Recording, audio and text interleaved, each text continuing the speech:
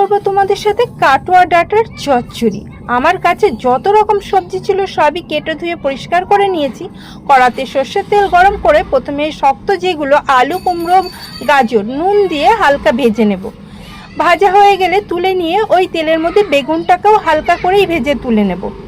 এটাও হয়ে গেছে। এরপরে পটল আর কাঁকরোলটাকেও হালকা ভেজে নেব। লাল হয়ে গেছে, এবার এটাকে ভেজে তুলে নিয়ে ওই তেলের মধ্যে চিংড়ি মাছ নুন আর হলুদ দিয়ে ভেজে তুলে নেব।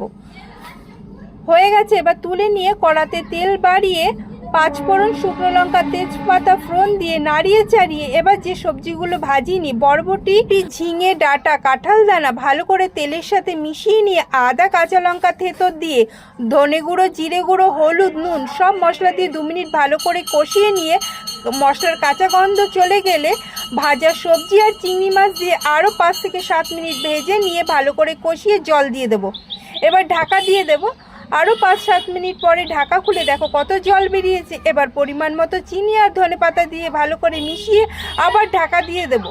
জল শুকিয়ে গেছে, আমাদের ডাঁটা চচ্চড়ি রেডি। খিচুড়ি বলো আর সাদা ভাত বলো দুর্দান্ত টেস্ট হয়, একবার বানিয়ে দেখতে পারো, খুবই টেস্টি।